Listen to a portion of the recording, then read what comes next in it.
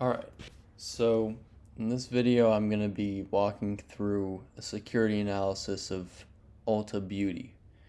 I've decided I want to start these videos to keep track of all the security analyzing I do, which is just a fancy way of saying evaluating stocks, and also just to educate people. I think that it's an important thing. I think everyone who wants to invest in individual stock should do their own due diligence and really learn the ropes on how to evaluate stocks. I learned how over reading many books. I'm just finishing security analysis, which I can take out right now. 1 second. Or I should say, I almost finished it. There's this much left, but you can see it's quite a long book. It's about 600, 700 pages. So you don't have to read that book, but maybe if you if you listen a little bit to these videos, maybe these can help you invest smarter. So I've already dived into ULTA Beauty. I'm going to start the timer now because I have a lunch to go to after this, and also because it's good to not waste too much time sitting in one spot analyzing securities, or you'll go crazy. So I'm going to start the timer. Nice. Okay. So ULTA Beauty. Right now, the first thing that I look at is the quantitative analysis. The quantitative analysis consists of looking through all of the 10Ks for the past 10 years, which is another way of saying the annual statement. You can find these on the SEC Edgar website. And what I do with them is I track all of the earnings values from the current year down to 10 years prior to get a total of 10 years' value. So I did 2024 all the way back to 2015, and you can get all these values by configuring the dates of where you want to see the information from. So that's an important part, is the earnings. That's just on a basic level. The other side that you want to look at is surplus accounts and balance sheets. So balance sheets for current values, the most up-to-date value that you can get for current assets, liabilities, liquidation values, equity, retained earnings, things like that, will be from the quarterly earnings. Oh wait, I already have this opened. This is the quarterly earnings for ULTA Beauty, the stock that I'm looking at today, and you can see that it has all of the information. Now, I have slowly began to get familiar with these terms, everything that's on here, as much as I can. There's still a lot that I need to learn, but I think with these videos I can slowly start to familiarize, if I have any audience, with all of what these things mean: goodwill, property, equipment, receivables, prepaid income, and of course which ones you include in the valuation and which ones you don't. So far I have already worked a little bit on ULTA Beauty. I calculate the working capital, which is the current assets, right, this number, minus current liabilities, which is this number, and ULTA Beauty has a working capital of 1.1 billion. Now, a lot of times you're going to want to compare the working capital numbers and other balance sheet values with ULTA Beauty's market cap. And so right now it's running at about 18 billion. That's what Google says. Sometimes Google is a little bit off, but 18 billion is around where it is. And what you can tell is if a stock is way too overpriced by its balance sheet values. Now, that is true unless you are looking at a stock valuation from the standpoint of earnings. And in this case, ULTA Beauty has its value, its undervalued status, because of its earnings versus its current price. So even though I calculated, which I'll go through really quickly, all of the balance sheet values, just keep in mind that for this stock, earnings are where we're really looking at. So for balance sheet, we have working capital less inventory, which is this number. That's important to see the actual current assets minus liabilities if you take out the inventories, which can sometimes be misleading when you consider them. Other numbers to pay attention to: current ratio, which is the current assets over liabilities. You want that number to be at least around 2. You don't want it to be too high or too low. Tangible asset value, current asset value, cash asset value, liquidation value. Those 4 things are what I learned how to calculate with this book, which I will go over in a later video. Stockholder equity, that will conveniently just be at the bottom right here, given to you.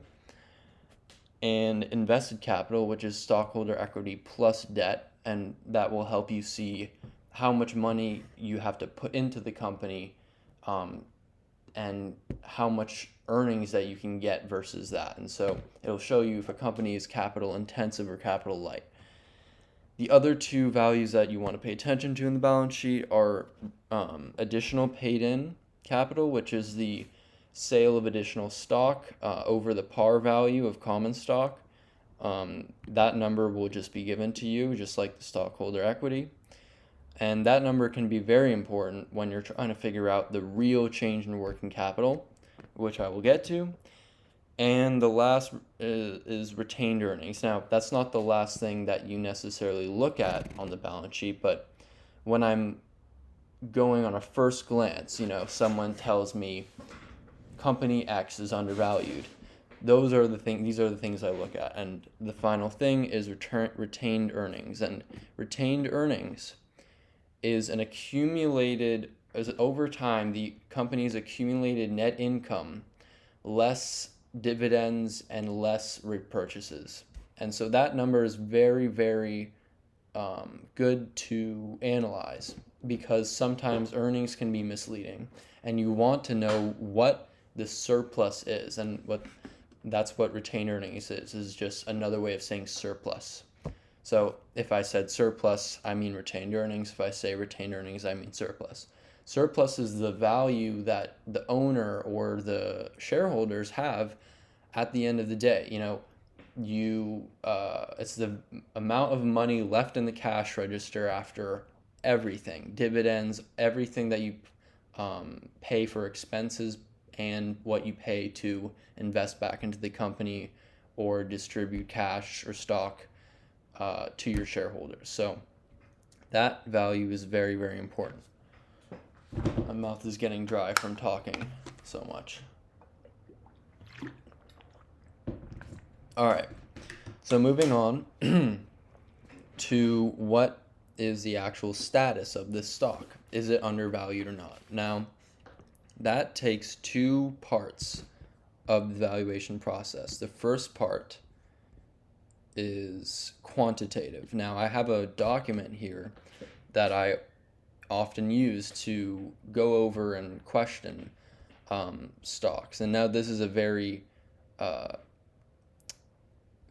generic document, so the questions that would apply change in different ways.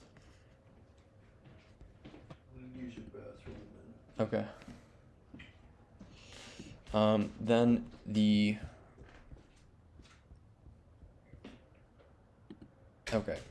so the other things that you need to look at are the qualitative, and the qualitative aspects are important as well.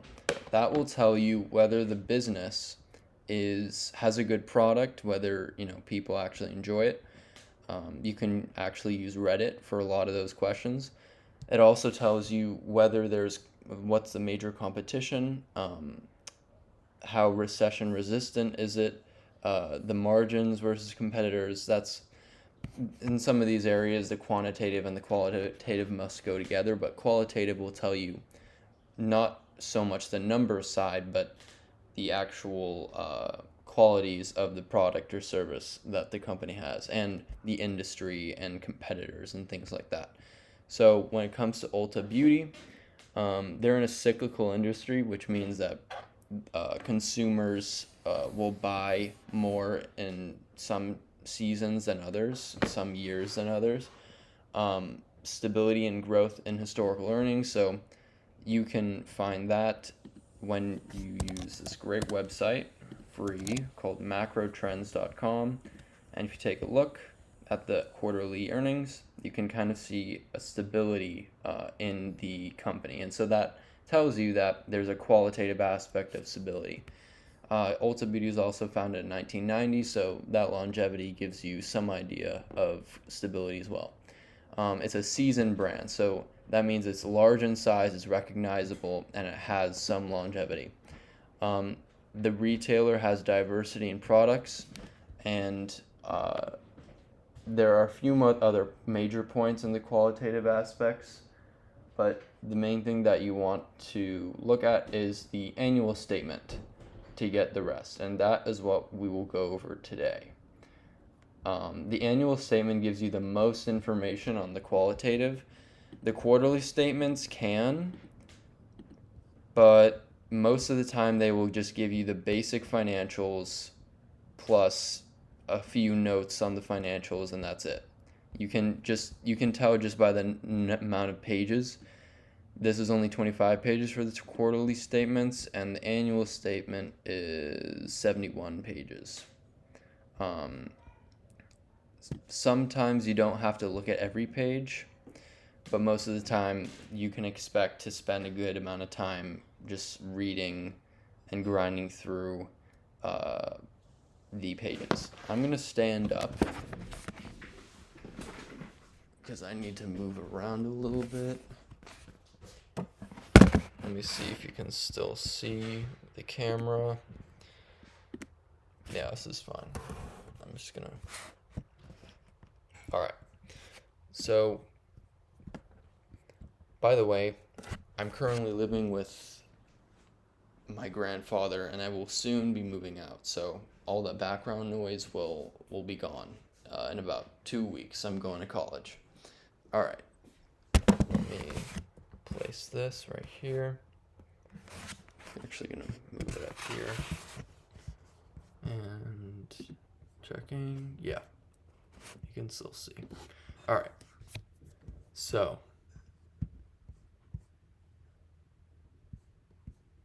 competitive strength. So the first part of the 10K is usually the business overview.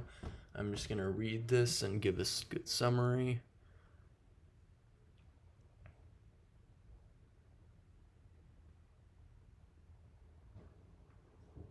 Feel free to read this along with me.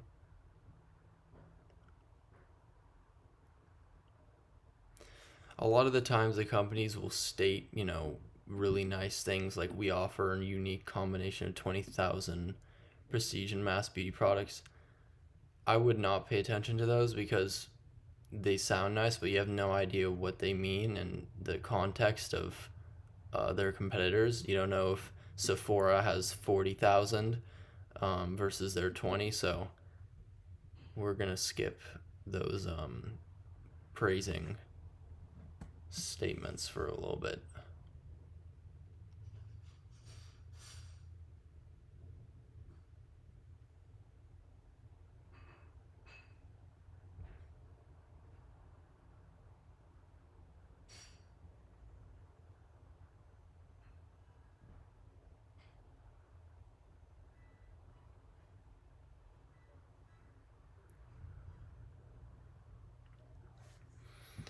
Okay, I can't really... This is a problem with qualitative analysis versus quantitative because you can't really support these statements with numbers. To an extent, but don't place too much emphasis on the company's claims of how great they are.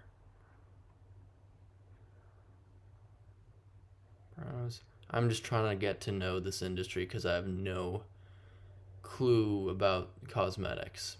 It seems like a simple kind of area to try to understand this, which is why I feel that I can evaluate this company. But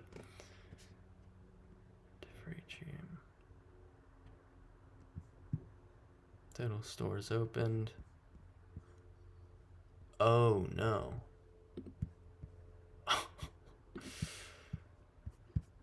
Whoops.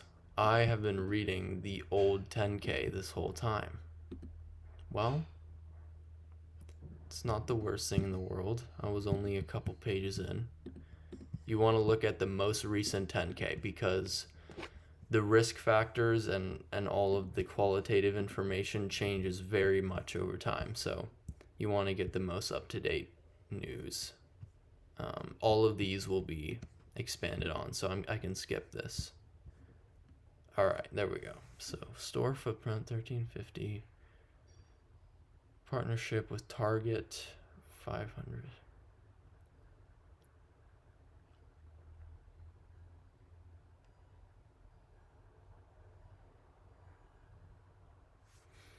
All right, pretty easy enough so far. Our strategy.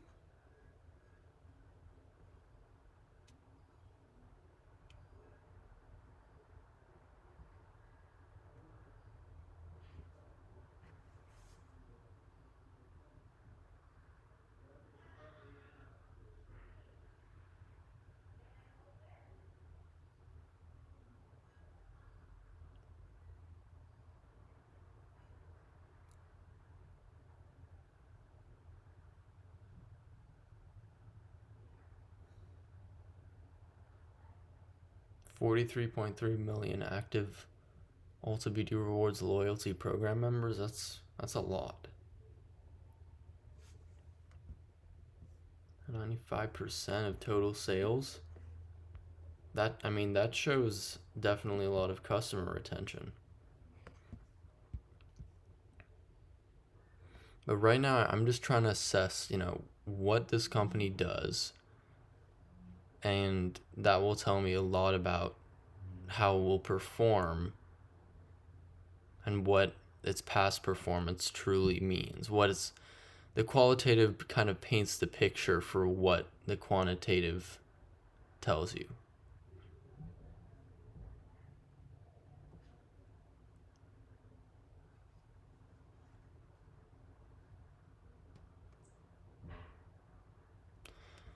Estimate 9% share in the beauty product industry.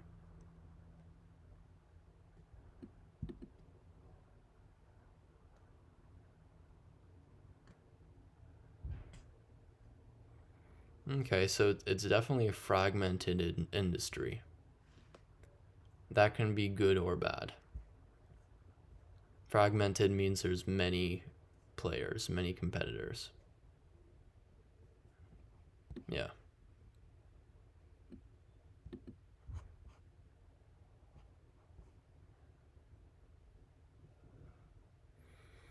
Solely in one of our stores, high traffic. Yeah, that's one thing about this company that I like is that they have these larger stores. Sephora is not usually 10,000 square feet. Like, their largest competitor is probably Sephora because it's the most comparable company. How large are their stores? Yeah, like they're half the size of an Ulta Beauty store. I like that because that means that they can fit in a lot more product. And I think people in this, I'm starting to get the sense that people do like a diverse set of products in this industry.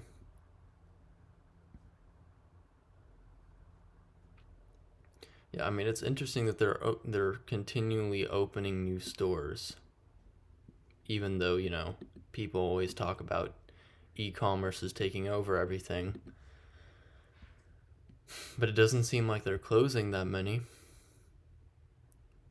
They are opening less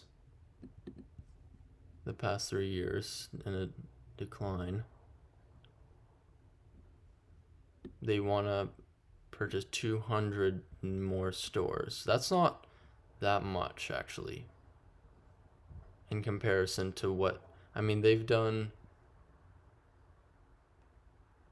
oh, wait, yeah. They've done 1,700 stores in about 30 years, 1,500, that's like 50 stores per year. Yeah, so they're definitely opening less stores on average than they have in the past, which is smart. That's what you want to see in this day and age.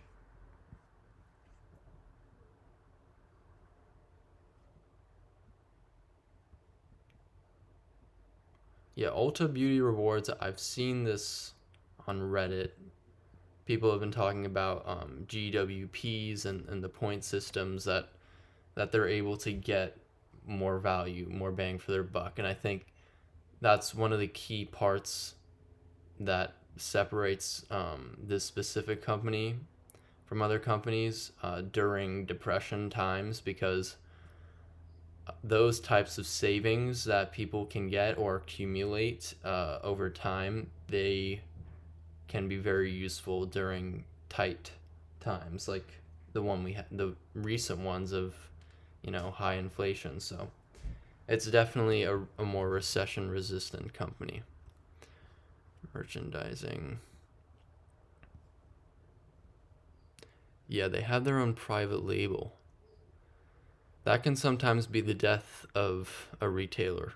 A&P, to my knowledge, had their own private labels that they just believed would outperform all the others because of their name and nothing else. And A&P, one of the largest grocery and retailers of all time. Yeah. So these this was a massive company, and what happened is the way that they failed is they had 15,000 at peak in 1930 and 300 stores in 2015. Yeah, I mean, the story is that, from what Buffett has talked about, is that they started just offering products, A&P branded products, like these things, which they saved a lot of money on, because when you vertically integrate and you kind of control all the aspects of the supply chain, you can save on expenses and save on overhead. So they would sell these products at discounts, undercutting the other retailers. But what happened is the company started to lose the quality of these products versus competitors, and they started to lose market share. But they were so proud about their name, the A&P brand name, that they thought that would be enough to continue their lead. Anyway, that was a big tangent, but something to keep in mind when you're investing in retail stores is beware of Proud and their private labels. Percentage of sales. Yeah, it's a cosmetics company for sure. Yeah, I mean, I was thinking before this, like, would I be able to compare this company? Would I be able to put it up against, Target, Walgreens, CVS, things like that? Because, they also have exposure in skincare, hair care, and things like that. But yeah, since they're mostly focused in cosmetics, I think I need to treat them as a cosmetics company. And if I do any comparative analysis, it would only be in the cosmetics industry. And there's not a lot of competitors that are like them, that's for sure. I mean, they may have only a 9% market share in cosmetics, but that's a misleading number, because the cosmetics industry as a whole doesn't take into account the nuance of what market they're in, which is retail cosmetics, large retail cosmetics.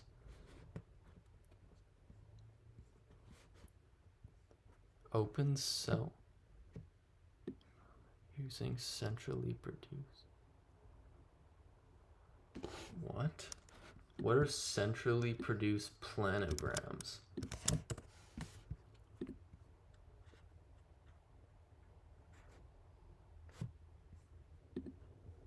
What is it?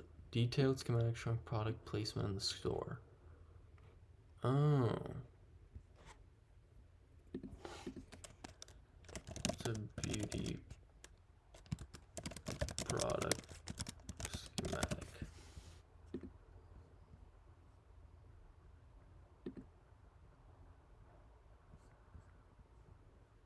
Huh. I've actually never walked into an Ulta Beauty store. Maybe I should. L'Oreal. Top 10 brand partners. Interesting. That's actually very diversified. Top 10 represented only half of their total net sales. There's a lot of brands in the cosmetics industry. Jesus.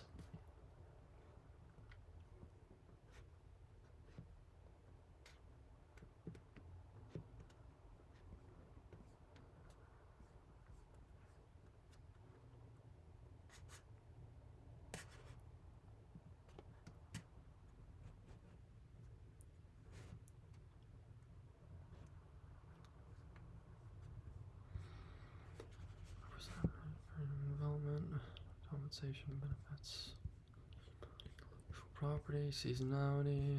Okay, risk factors. This is a big one. You want to pay attention to this. We may not be able to sustain our growth plans and successfully implement long range, which could have a material adverse effect.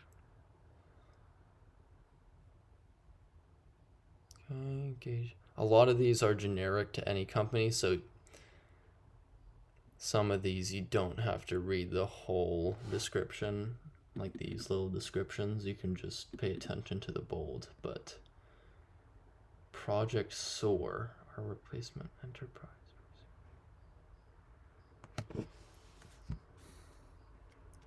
Beauty trends.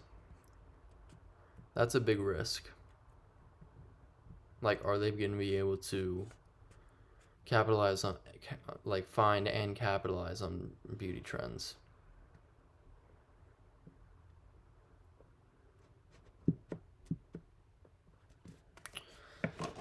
Yeah, I mean, I don't know much about cosmetics, so I don't know how fast these trends change. But yeah, I mean, I'm thinking like people could have different taste changes in the formula, how they're made, are they more natural, more artificial, the texture and feel, the look. Yeah. So, okay, so the reason why I'm walking over here now, I have a list of all the qualitative factors, and this is very important because you want to consider these when you're thinking about the right multipliers to attach to the earnings that will get you the intrinsic value. If that doesn't make any sense, it will in the next 33 minutes.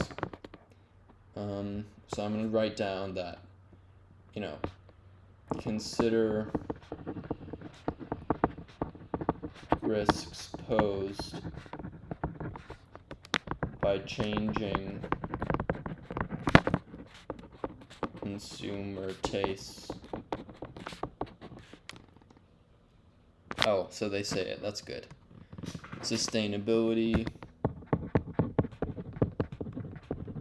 of products.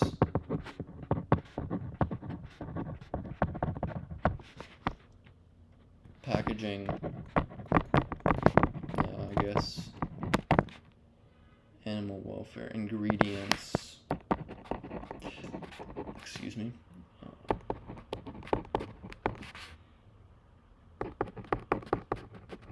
Texture and look. Excuse me. Those are some examples. I'm going to go back there. A significant.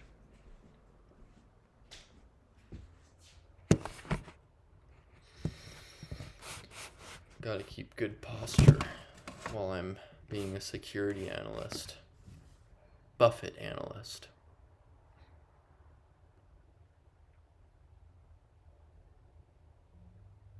Yep. Yeah, I mean, a lot of these are like contingencies, like, of course, fire, natural disasters, but those are non-recurring losses and profits that I don't have to worry about, particularly right now.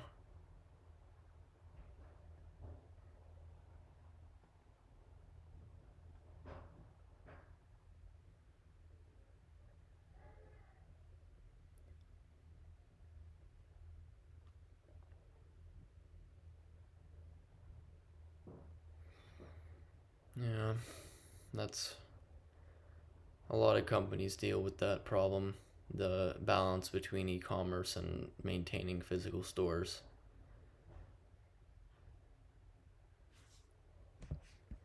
It takes just good management to know the proportions of those two things.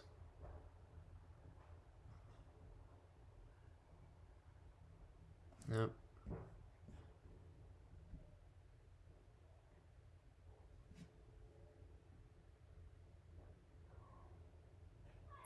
Yeah, I mean, as long as Ulta Beauty is, by the time Ulta Beauty loses so much market share that their brand partners abandon them, I will have been long gone from the stock. So, if we're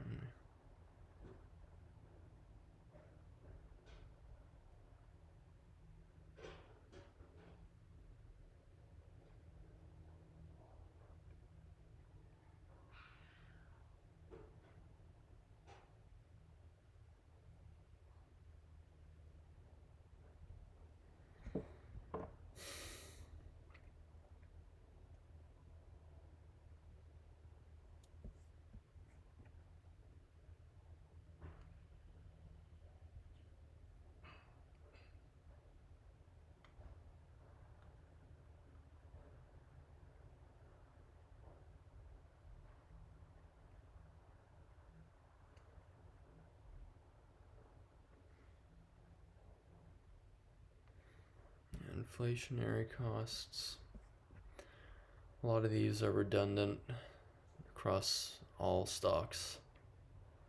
Health of the economy. Okay, this is a good time to talk about something. So, when you are investing in a stock and you found a company that is undervalued in its own right, versus competitors versus itself, you don't think about the macroeconomic state of the world. You don't think about, interest rates, inflation, wars, everything that could affect economics. And the reason why is because you're focused on the essence of the company. Like, can the company appreciate in price towards reaching its intrinsic value? And if that question is yes, then you buy it. And if it's no, you don't buy it. Like, there is no consideration for economic events, because if you were to say forego undervalued securities because you believe something terrible is going to happen to the economy, or or the opposite even, then you would just be wasting money. You would be losing money over the long term, because it's not a good idea to bet against the long-term appreciation of the U.S. economy. So, yeah, this is more United States talk, because then if you want to actually look at foreign companies like, China, Brazil, Greece, Israel, like, those stocks will definitely have to have some factor of the economy in them. But in the United States, because of the capitalist economy that we are in, and it's basically the most free market in the world, it's not as much of a concern. And so when you're really doing potentially long-term plays with valuing and then buying stocks, which you don't know if it's going to be short or long term, when the market will attain the correct intrinsic value, but you don't think about these short term fluctuations in the economy, and it's also just unknowable. It may be important to know what will happen to the economy in the future. Like, if I could predict that, that would be amazing.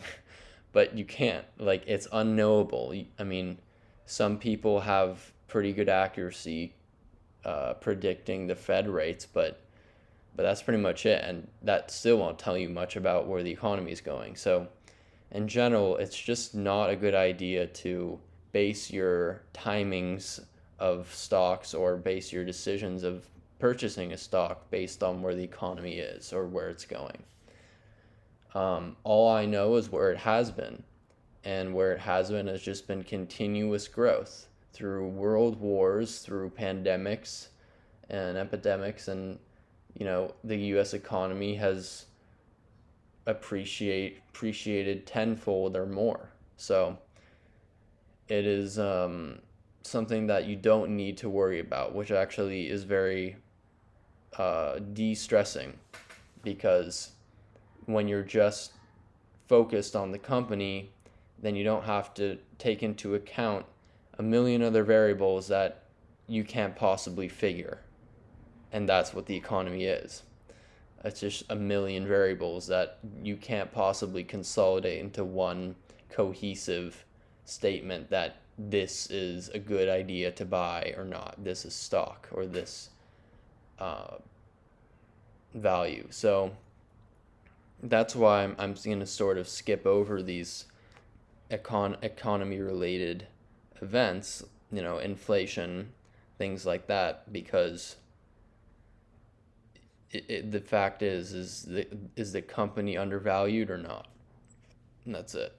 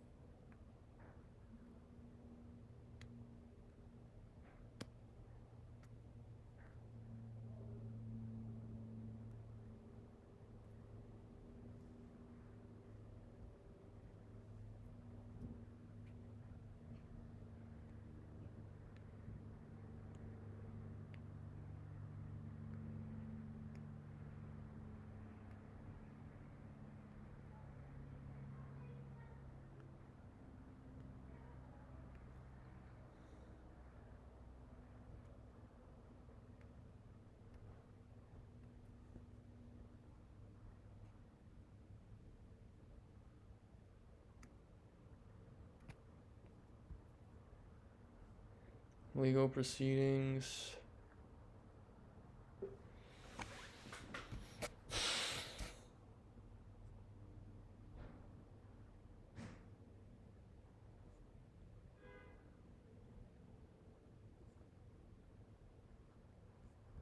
Cybersecurity. Okay. We are now done with the risk factors. This is good to look at because you can see how geographically diversified they are. Top states: California, Florida, and where's Texas? About 100 stores in each. I'm going to write that down on the qualitative sheet. Geographically diversified within the United States.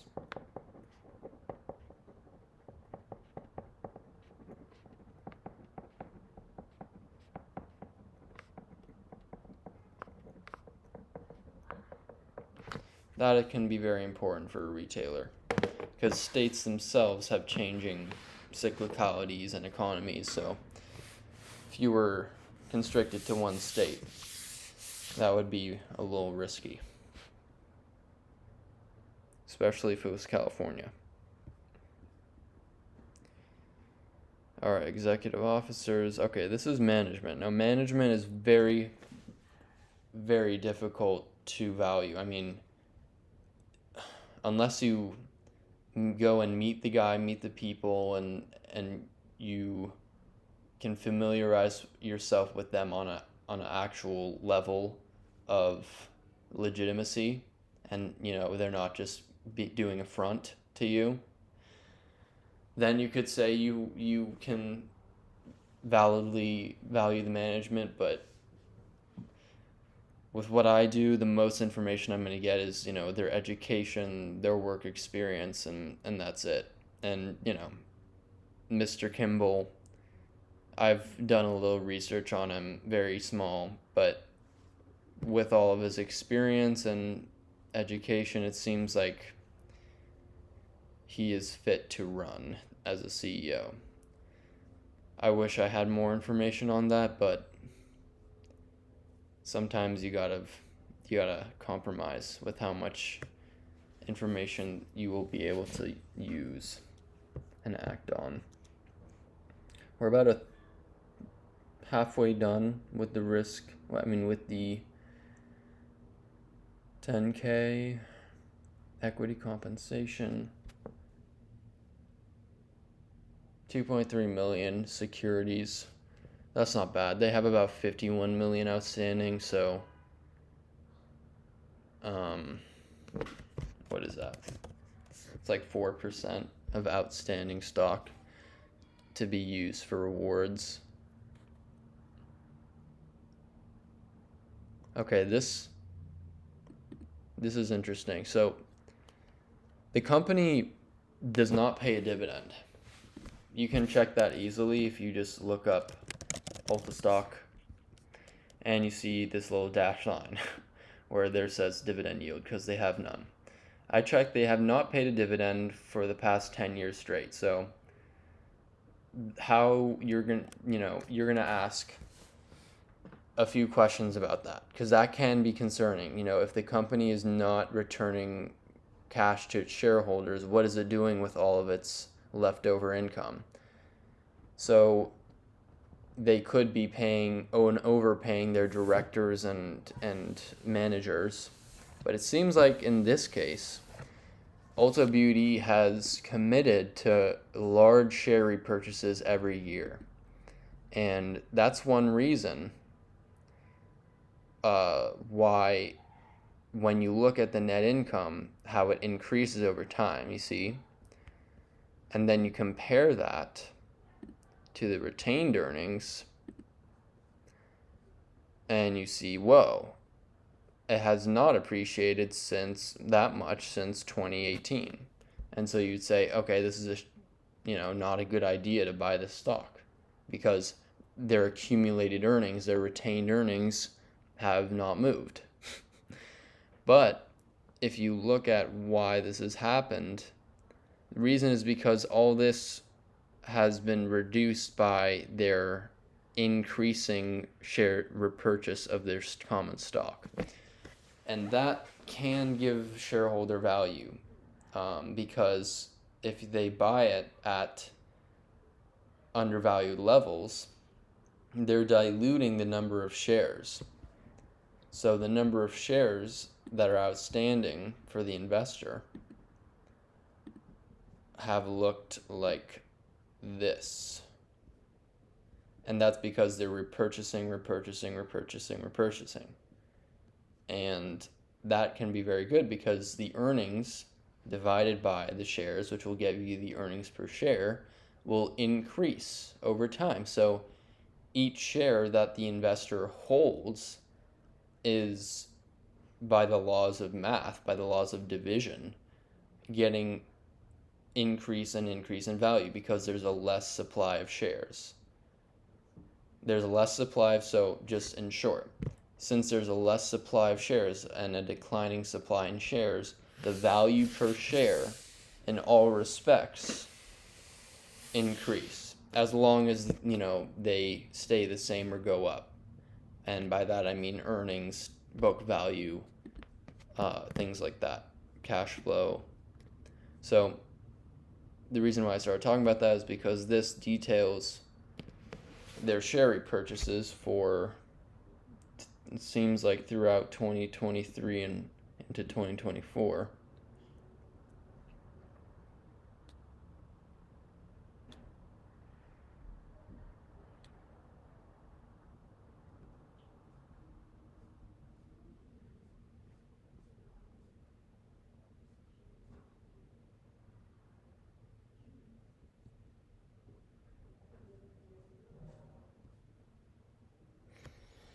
Overview. There we go.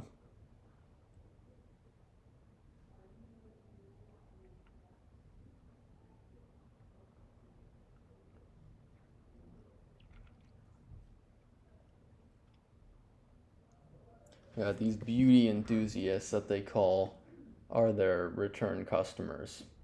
It's just another word for in return customer. And that the fact that they're focusing on them with, all different types of benefits, rewards is a good thing.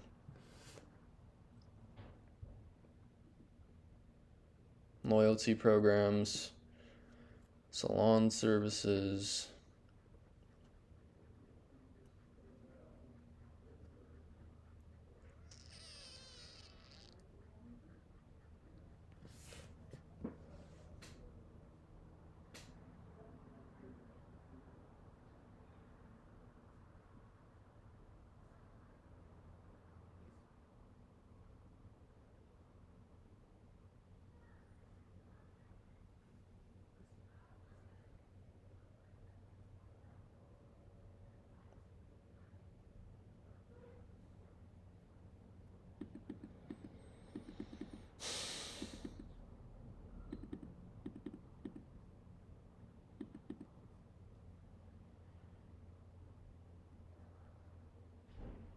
Yeah, rent is going to be a big problem for this company. They have a lot of stores. Their lease liabilities and expenses will be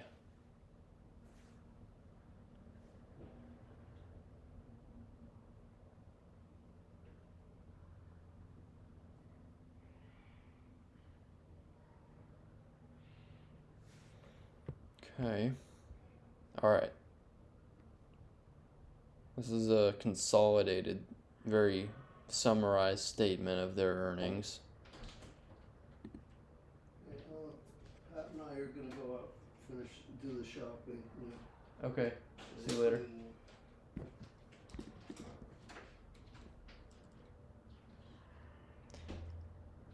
All right. Pre-opening expenses. Sometimes it's a good idea to look at these because you can find accounting profits and losses. And what those are, you can look and see, are they including charges in the income statement that should go into their cash flows? Or, are the earnings over or understated? And, can you squeeze out some more value or less by the way that they do accounting? Because, it would be nice if all the companies did the same exact type of accounting, but that's impossible because they all run different businesses. So you have to look at, each one. For instance, would you include pre-opening expenses in capital expenditures or earnings? Because you could argue that that's an investment in the company's brand, not to maintain it, but to grow it. I would currently put them in earnings, but some people may not.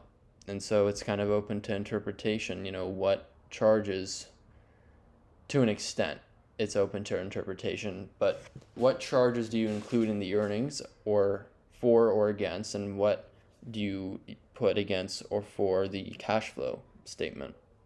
And that will give you vastly changing net income values.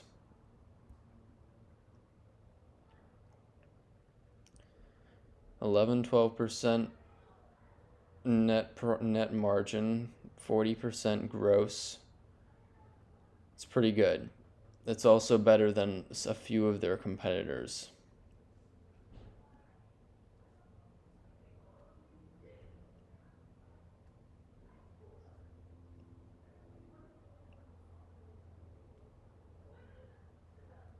Leverage.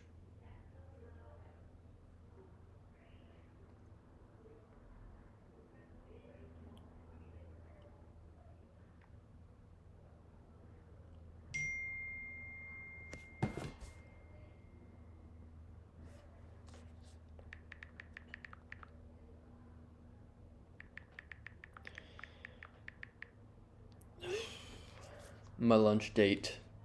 Oh shit, I have 12 minutes. Sorry, I did not want to use profanity.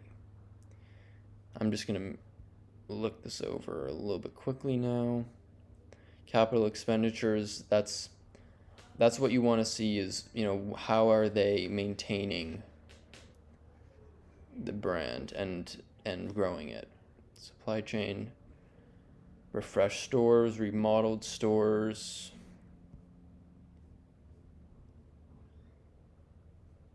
Yeah, you can see they repurchase a lot. This is about $1 billion for the past 3 years in stock repurchases. So that's where a lot of their earnings are going, and that's why the retained earnings, aka the surplus, has been unimpressive.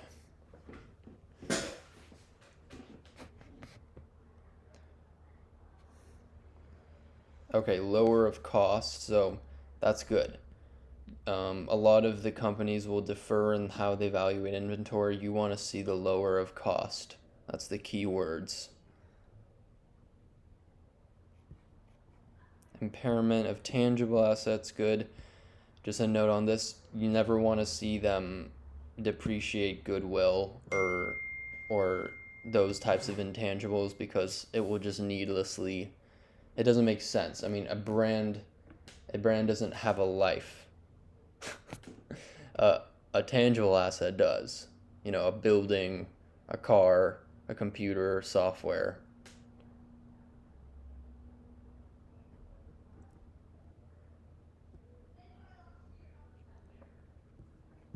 Okay, now we're at financial statements. I have already taken a look at these, and I've done all my calculations.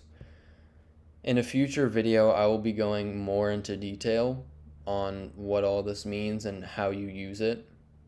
But just as an introductory right now, this is the balance sheet. You can tell because of the bolds of called assets, liabilities, and stockholders' equity.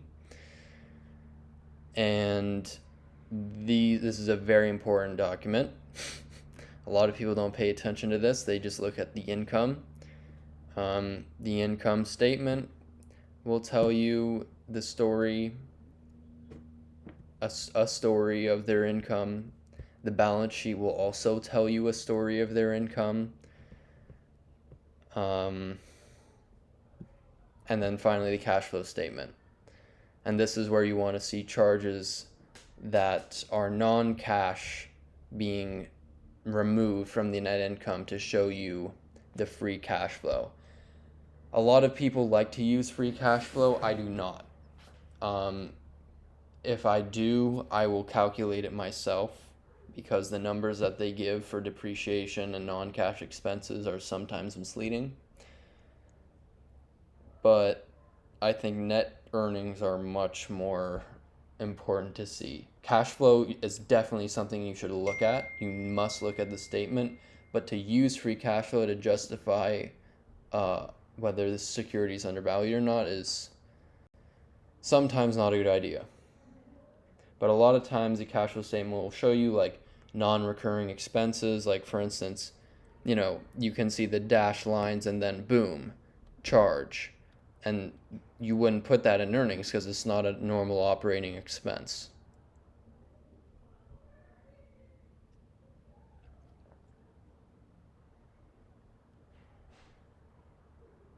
Capital expenditures will go here. Right. Okay, this is also important. This will show you the number of shares that the company actually has issued or outstanding. This is what I like to use the most for determining the earnings per share. Because what I do, I don't know if you can see this very easily, but right here is, so on this portion I do all the values that I mentioned, about working capital and all these things. Down here I do earnings, so the years, the earnings for each year, the number of shares for each year, then the interest charges, which I'll get into later, the earnings over interest, which I'll get into later, but then the earnings per share, which is earnings over the shares for each year. And once you get an average of the last 5 and 10 years, you can get a pretty good idea of what their normal earning power is, which is very important. All right, so this, I'm going to wrap it up. I am not done with the 10K. I did read up until this point, and I have stopped at the notes to consolidated financial statements, which is a large portion of the annual statement that comes after the financial statements. That will give you a little bit more insight onto the segments of revenue, the debt, the property, depreciation and interest expenses, all those things, stock-based compensation, everything. I will save that for another video. I will also save more detailed explanation of how undervalued the company is for another video. But in short, according to what I've found, with finding the indicated surplus, the real change in working capital, all the asset values, all the earnings per share values, between its 10 and 5-year averages, the company is not undervalued in terms of earnings. But with its current earnings, it's very undervalued. I think that the company may be a good score because, I mean, it's gone down. It's been beaten down by the market about 40%, which is a lot. And for a company that has had stable and growing net income, as well as, this is an important part, as well as a capital light business, because they have a large earnings returned on invested capital. So that means the capital that they invest in is small compared to the earnings that they make. So that is a very good sign that the company is capital light and that they can survive big recessions and things like that. Apple is an example of a capital light company, which is why Buffett loves it so much. Apple actually has more earnings than compared to its stockholder equity. Invested capital, I'm not sure what the number is, but nonetheless, Apple and this business are examples of capital light companies. This business has a 56% return on invested capital, which is substantial. Usually you'll see around 10 to 20% on most companies. Capital light means just that, you don't have to put in a lot of assets and liabilities and overhead and just general invested capital in order to make money. And that is a very good sign. Their share repurchase program is a big factor in ULTA Beauty, because that is what they use primarily to return value to the shareholders, since they do not pay a dividend. But they have committed to it, and over the years, although you can see the effects of it on their retained earnings, which is here, they still seem to give value back to the shareholders in this fashion. And even though that the company is in a cyclical industry and it has major competition, it definitely has some qualitative factors that separate it from others and from their competitors, including very large stores of many different types of retail products, which is what people like. They like the diverse selection. And because of their loyalty programs, including gifts with purchase and points. And those two things are very good for their returning customers, which they talk about a lot. We saw that mentioned a few times in the annual statement. So the reason why I was first introduced into the stock is because I saw a big headline that Berkshire Hathaway is buying it up, and I'm a big follower of Buffett, so I looked into it, and he's definitely right. And even though the stock went up another 17% in the past few days, it is still a value stock, and I know that Buffett would have only bought a stock like this if he saw there was a big discrepancy between price and value, far larger than 17%. And right now I'm very optimistic. So that wraps it up for the Ulta Beauty portion. I have about 2 minutes left on my timer. I'm going to make sure my camera's on. Okay. In short, I'm making these videos to show future employers that I know what I'm talking about and show them that I have these unique skills. But I'm also wanting to educate people about stocks because there's so much crap that goes around on the media outlets about what stocks to buy and what not stocks not to buy. In future videos, I'll show you just how some funny examples of this. I'll show you funny examples of the market bidding prices up like crazy and then them coming down because they were completely wrong. They didn't pay attention to the asset values or earnings. They didn't care. There's a lot of really funny examples of just human nature that come up in the stock market world that I love to display in these videos. So I hope you enjoyed that. I'm going to stop the timer before it rings with the annoying radar sound. But yeah, I'm going to be making a sequel of this, maybe today, maybe tomorrow, and making more videos on, the educational aspects of security analysis, of real value investing. And these are the principles that were preached by Buffett's mentors, Graham and Dodd, and the many, many value investors who came after, Seth Klarman, Charlie Munger, of course, the late Charlie Munger, and many others who are my idols that I hope to be like. And maybe you will take some great wisdom from their actions. So, with that, I will see you in the next video. Bye.